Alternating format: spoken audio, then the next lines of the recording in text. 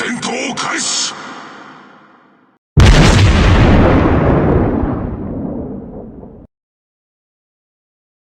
How's it going, everybody? PigBay here, PB for short, and we're going to be taking a look at the Henri IV, more specifically the Lighthouse build for Henri IV.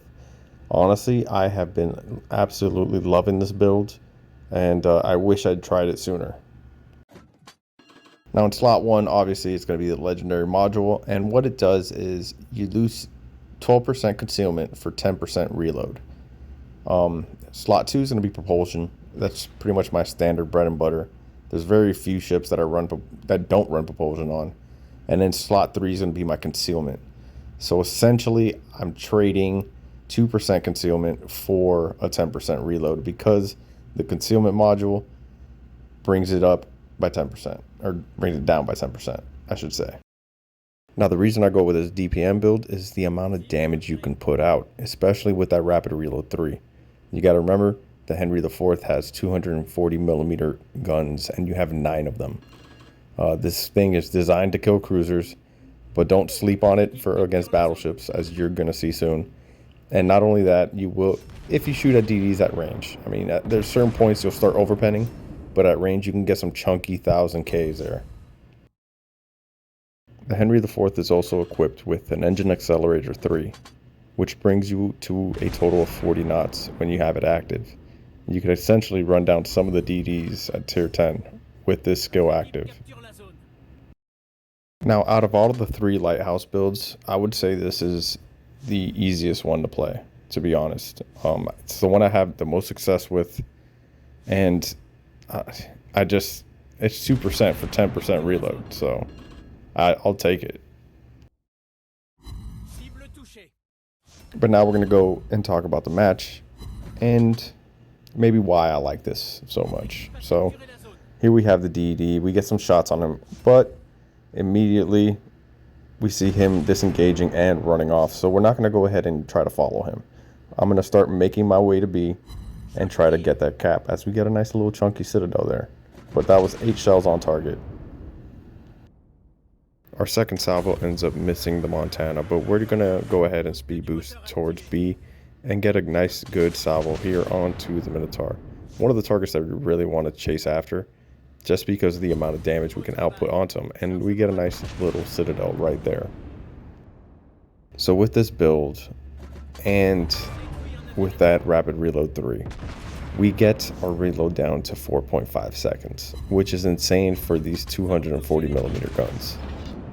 And you guys can see what I'm talking about, where the damage on battleships is not bad at all if you're aiming at the right spots.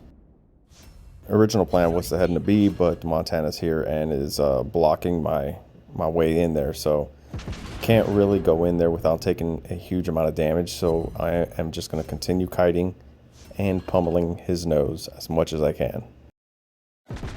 Now, one of the things I've been wanting to test is the adrenaline rush skill.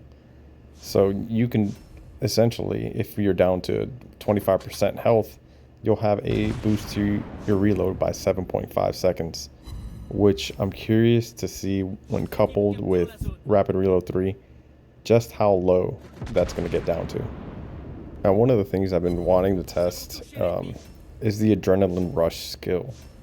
So you can essentially, if you're down to 25% health, you'll have a boost to your reload by 7.5 seconds, which I'm curious to see when coupled with rapid reload 3, just how low that's going to get down to. So down goes the Montana. Next we have the Republic. Not going to really go into B because it's already getting flipped, but I need to start getting some damage onto this Republic and see if we can flip this cap over here now.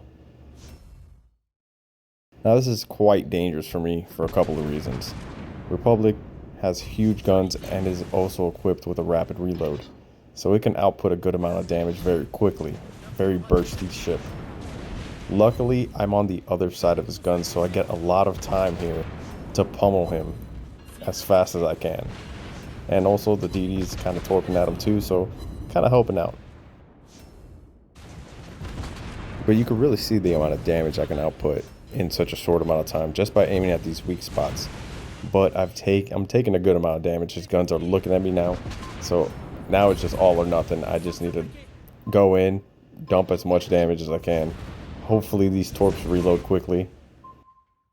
But luckily the torps do reload just in time. You can just see how long the engagement was because I started it by launching torps and then getting some shots into him. So that engagement lasted long enough for the same side to reload. Go ahead and pop some shots off at the gearing, get some full pens, but immediately swap to the HE because I want to get solid damage.